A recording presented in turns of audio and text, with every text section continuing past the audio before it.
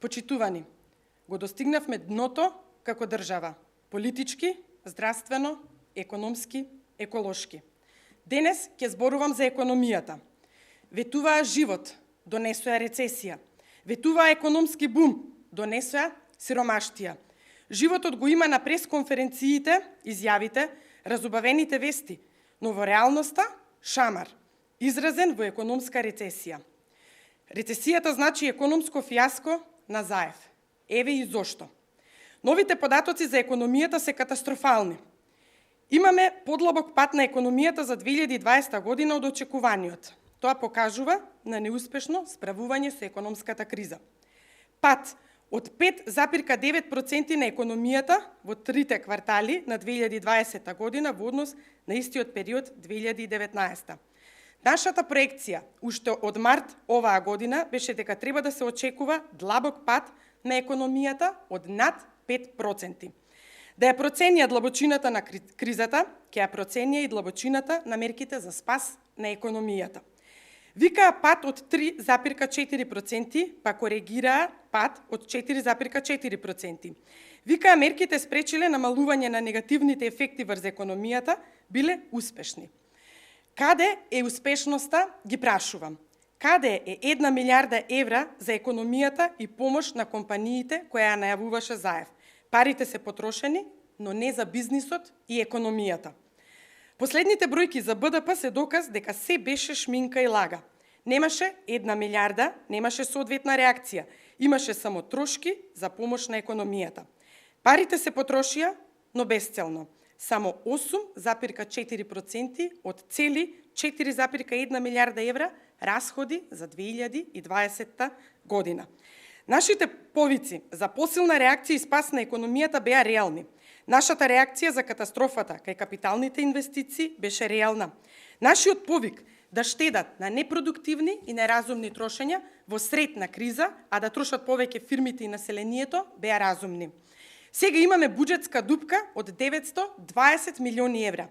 Раст на јавниот долг за 10% до ниво од 60% од бруто домашен производ, кое станува критично. И имаме пат на македонската економија од високи 5,9%. Второ, реален пат на бруто инвестиции со 3 квартали од 8,8% на годишна основа.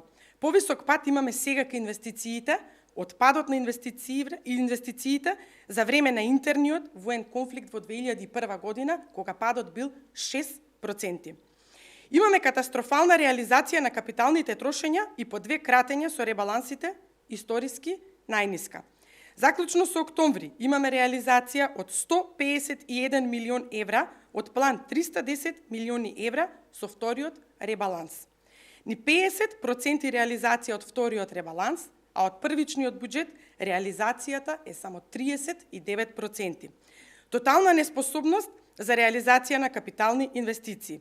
Образложението дека кратењата за капитални трошења се насочуваат за економијата се лаги и манипулација. Можеа да крадат на непродуктивни трошења и да намалат подкуп на избори. Немаме привлекување, туку одлив на инвестиции. Нето одлив на странски директни инвестиции 2 квартали поред. Немаат компас, камоли јасна стратегија за странските капацитети во државата и нивното значење за понатамошниот период. Нето одлив од 32 милиони евра за 2 квартали. Намалување на бројот на вработени и зголемување на невработеноста, која не сакаат јасно да ја согледаат. Манипулација и интерпретацијата на податоците дека се намалува стапката на невработеност. Над 50.000 граѓани ги изгубија своите работни места во последните 10 месеци. Манипулираат со стапката на невработеност, ги префрлаат во неактивни баратели на работа, поради што пресметката е комплетно различна и не соодветствува со реалноста. Викавме да се зголемат средствата за агенција за вработување, да се пролонгира периодот за добивање на помош. И последно, значено потфрлање на приходите во буџетот за 2020 година и нереален буџет за 2021 година. Буџетот до крајот на 2020 година ќе има помалку 100 до 130 милиони евра приходи. Утната проекција од старт, утната и со најскорешните податоци, со ребалансот втор. Викавме дека не е реална, дека треба реално да проектираат, за да знаат што имаат реално расположлива за трошење.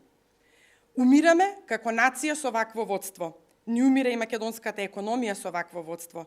Не само што ја губиме државата, ја губиме и екзистенцијата. Со Господ на помош. Ви благодарам.